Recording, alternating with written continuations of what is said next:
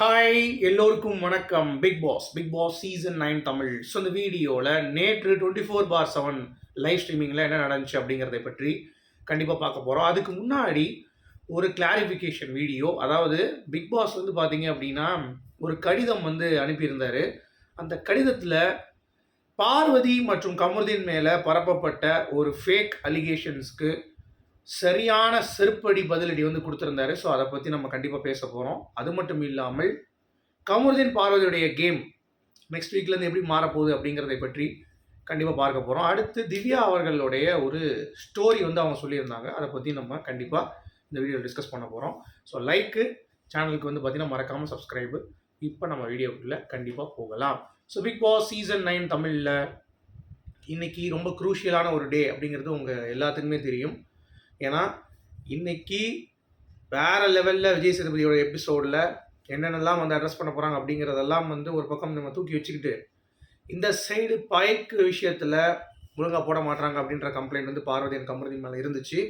ஆனால் மைக் இல்லாமல் நாய் குறைச்சிச்சு எல்லாரும் வந்து பார்த்தீங்கன்னா படுத்துட்டு இருந்தப்போ.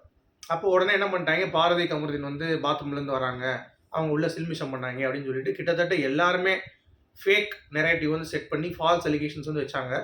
நம்ம அதை ப்ரூவ் பண்ணிட்டோம், அதெல்லாம் ஒன்றும் கிடையாதுரா, அவங்க 2 பேரும் வேறு இடத்துல இருந்தாங்க அப்போ அப்படின்ற மாதிரி. கேட்டால் மிரரில் பின்னாடி வந்து பார்வதி இருந்தா, முன்னாடி நடந்து வந்துட்டு இருந்தா அப்படின்ற மாதிரிலாம் உருட்டிட்டு கிடந்தாங்க. எல்லாமே கம்ப்ளீட்டாக வந்து பார்த்தீங்கன்னா ஃபேக் நெரேட்டிவ் அப்படிங்கிறத நம்ம சொல்லியிருந்தோம். பட் யாருமே அதை நம்பலை. மெஜாரிட்டி ஆஃப் த பீப்புள் வந்து பார்த்தீங்கன்னா பார்வதியுடைய இமேஜையும் கமருதீனுடைய இமேஜையும் கீழே இறக்குறதுக்கு பிளான் பண்ணாங்க. பட் நம்ம ரிவ்யூராக வந்து வேலை பார்க்குறோம். நம்ம ஒர்ஸ்ட்டாக பார்வதி ஹேட்ரா நம்ம வந்து இங்கே இல்லை, கமருதீன் ஹேட்ரா நம்ம வந்து இல்லை, நம்ம எல்லாருக்குமே சமம் தான் அப்படிங்கிறதுனால நம்ம சொல்லியிருந்தோம். அதுக்கேற்ற மாதிரி பிக் பாஸ் வந்து நேற்று ஒரு லெட்டர் வந்து அனுப்பியிருந்தார்.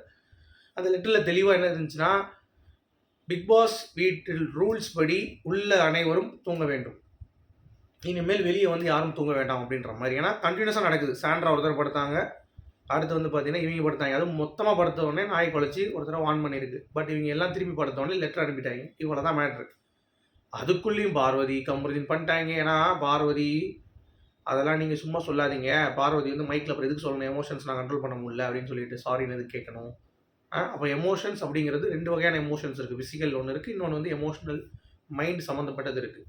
மேபி மைண்ட் அளவில் வந்து பார்த்தீங்கன்னா அவங்களுக்கு எமோஷன்ஸ் வந்து ரொம்ப இருந்திருக்கலாம். ஸோ அதை வந்து அவங்க வெளிப்படுத்திருக்கலாம் அப்படிங்கிறது தான் பாயிண்ட். அதை விட்டுட்டு ஒரு பொண்ணோடைய ஃபீலிங்ஸை புண்படுத்துகிற அளவுக்கு ஒரு ஃபேக் அக்யூசேஷன், எல்லா தற்கூரி பயல்களும் வந்து இது ஒரு கண்டென்ட்டாக கேட்டால் வியூஸ் போகும்னு சொல்லிட்டு கண்ட மாதிரி ஏதாவது பரப்பணும்னு சொல்லி பரப்பிட்டு இருந்தாங்க. அவங்க எல்லாம் வந்து பார்த்தீங்கன்னா என்னத்தை சொல்கிறது, நம்ம ஒன்றுமே சொல்ல முடியாது. பிக் பாஸ் அவங்க எல்லாத்துக்குமே செருப்படி கொடுத்துட்டார் அப்படிங்கிறது தான். இதுலேயும் வந்து பார்வதி அப்போ பேசுனது அந்த ஃபீலிங்ஸ் வார்த்தை, அப்போ ஏதோ நடந்திருக்கு, கில்ட்டு பண்ணியிருக்கால, அப்புறம் எப்படி அந்த வார்த்தையை விடுவா? சொல்லுங்கள், நீங்களும் சொல்லுங்கள். அப்புறம் எதுக்கு அவன் வார்த்தையை விட்டா? இந்த மாதிரி எமோஷனலாக நான் வந்து இருக்கேன், ரொம்ப வந்து எனக்கு கண்ட்ரோல் பண்ண முடியலன்ட்டு. அதுதான் அதை வந்து எடுத்து வச்சுக்கிட்டு அது வந்து ஃபிசிக்கல் தான் அப்படின்ற மாதிரி வந்து கம்பு சுற்றிட்டு இருக்காங்க. அந்த மாதிரி எதுவுமே கிடையாது. கிளாரிட்டி உங்களுக்கு கிடச்சிருக்குன்னு நினைக்கிறேன். ஸோ பார்வதி கமருதீன் அந்த மாதிரி எச்சைத்தனம் எதுவும் பண்ணலை அப்படிங்கிறது இப்போ நிரூபணம் ஆயிடுச்சு. ஸோ இட்ஸ் ஃபேக் அலிகேஷன்ஸ் அப்படிங்கிறது தான். ஓகே, ஸோ அது நீங்கள் புரிந்து கொள்ள வேண்டும். அடுத்து கமருதீன் பாரோ, இவங்க 2 பேரில் கேம் வயசில் வந்து ரொம்ப ஸ்ட்ராங்காக இருக்குது கமருதீன் தான். நீங்கள் எத்தனை பேர் நோட் பண்ணுறீங்க? ஏன்னா அவன் வந்து பார்த்தீங்கன்னா கேப்டன்ஷிப் டாஸ்கில் அவனுடைய பங்களிப்பு கொடுத்துட்றாப்புல, அவர் கேப்டன் ஆகணும்னு சொல்லி ஹோல் ஹார்ட்டடாக ஒர்க் பண்ணுறான். ப்ளஸ் அவள் வந்து இந்த ஃப்ரீஸ் டாஸ்கில் வந்து கமருதீன் கிட்ட பேசுகிறாங்க, அம்மா கூடும்போது நீ வந்து பேசி பார்க்குறியான்றான். நான் அவனுக்கு ஓட்டு போடுறேன்னு சொல்லி சும்மா மனதளவில் சொன்னால் கூட அவனுக்கு மைண்டில் நான் அவளுக்கு ஓட்டு போட்டிருக்க மாட்டேன் அப்படின்றான். ஓட்டிங்னு வந்தால் எதுக்கு என்ன வந்து அவங்க டார்கெட் பண்ணுவாங்க, நான் அந்த மாதிரி ஸ்பேஸ்லாம் கொடுக்க மாட்டேன் அப்படின்ற மாதிரி சொல்லி நல்லா தேவையான அளவுக்கு வந்து பார்வதியை வந்து யூஸ் பண்ணிவிட்டு இந்த மாதிரி சில விஷயங்கள் பண்ணிவிட்டு கேம்லேயும் நல்லா கான்சன்ட்ரேட் பண்ணிட்டு கமருதீன் வந்து அவனுடைய கிராஃப்ட் ஏற்றிட்டு போகிறான். பட் பார்வதிக்கு அந்த கமருதீனுடைய அந்த எமோஷனல் கனெக்ட் ஆனதுனால கேமில் சரியாக கான்சன்ட்ரேட் பண்ணாமல் நேரத்துலலாம் வந்து எல்லாருடைய கேமையும் உடைக்கணும் உட்கார வச்சு பேசி. பட் இவங்க 2 பேரும் காதல் பண்ணுறதுனால பார்வடைய கேம் டோட்டலாக லாஸ்ட் ஆகிடுச்சு அப்படிங்கிறது தான். அது வந்து இந்த ஃப்ரீ டாஸ்க்கு அப்புறம் மாறும் அப்படின்ற ஒரு நம்பிக்கை எனக்கு இருக்குது. ஓகே, ஸோ வெயிட் பண்ணி பார்க்கலாம். அடுத்து திவ்யா கணேஷ் அவர்களுடைய ஸ்டோரி.